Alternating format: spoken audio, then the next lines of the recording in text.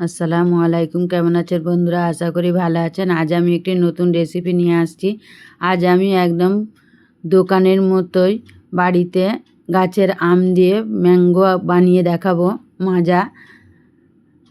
তার জন্য দেখুন এখানে আমি গাছের পাকা আম নিয়েছি। আমগুলো পড়ে ফেটে গেছে। এগুলো পরিষ্কার করে ধুয়ে আমি কেটে নিয়েছি। এবার এটা মিক্সিতে ব্লেন্ড করে নেব। দেখুন আমগুলো আমার খুব মিষ্টি, সেই জন্য আমি এই কাপে 4 কাপ চিনি দিচ্ছি। আপনাদের আমের মিষ্টি দেখে তারপর চিনিটা দেবেন। যারা মিষ্টি পছন্দ করেন তারা একটু বেশি দেবেন। এবার মিক্সিতে দিয়ে আমটা ব্লেন্ড করে নেব। দেখুন একদম মিহি পেস্ট তৈরি করতে হবে, একটু যেন দানা ভাব না থাকে, তাহলে কিন্তু মুখে লাগবে, ভালো লাগবে না। এবার এটি ঢেলে নিয়েছি। এবার আমি দেখাচ্ছি এই কিউব বরফের কিউবগুলোতে দিয়ে আর এই কৌটোগুলোই দিয়ে আমি দেখুন দিয়ে নিয়েছি। এগুলো আমি ডিপ ফ্রিজে রেখে দেবো 5 থেকে 6 ঘন্টার জন্য। এবার বাকিটা আমি একটি ডিপে নিয়েছি, পাত্র নিয়েছি, ওই পাত্রে আমি ঢেলে দেব।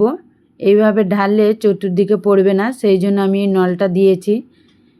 এটা দিয়ে আমি তেল ঢালা নলটা দিয়ে আমি আস্তে আস্তে ঢেলে দেব। এই পর্যন্ত ভালো লাগলে বন্ধুরা লাইক, কমেন্ট ও শেয়ার করবেন।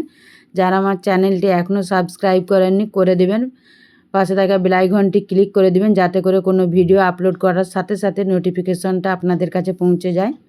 দেখুন 5-6 ঘন্টা পর আমি এটা বার করে নিয়েছি। জমাট বেঁধে গেছে বরফে। এইভাবে আমি রাখলে সারা বছর রাখা যাবে। আপনারা বাড়িতে বানিয়ে দেখবেন। অতিথি আসলে এগুলো আমি সঙ্গে সঙ্গেই দিতে পারবো। এবং দেখুন এইভাবে তুলে এটাতে পানি দিয়ে গুলে নিলেই আমার মাজা তৈরি হয়ে যাবে। এইভাবে সারা বছর গাছের আম পাকা থাকতে থাকতেই তৈরি করে রাখবেন। অতিথি এলে দিতে খুবই সুবিধা হয়। দেখুন আমার গোলানো হয়ে গেছে, রেডি করা। এবার এতে আমি বরফ দিয়ে সার্ভ করে দিচ্ছি। দেখুন এইবারে আপনারাও বাড়িতে বানিয়ে দেখবেন, ভালো লাগলে অবশ্যই আমাকে জানাবেন। আর বাড়িতে বানিয়ে রাখলে বাজার থেকে কিনে খাওয়ার দরকার নেই। গাছের পাকা আম সবসময় থাকবে না, যতদিন আছে তার মধ্যে এগুলো বানিয়ে সারা বছর ডিপ ফ্রিজে ফ্রোজেন করে রাখতে পারেন। এবং ডিপেতে ঢেলে পাত্রে ঢেলে যে রেখেছি ওটাও নর্মাল ফ্রিজে 2 থেকে 3 মাস রাখতে পারেন। অতিথি এলেই এটা দিয়ে অল্প পানি দিয়ে গুলে নিলেই রেডি হয়ে যাবে। দেখুন আমি খেয়ে দেখিয়েছি। দেখুন চলুন বন্ধুরা ফিরে আসবো অন্য কোনো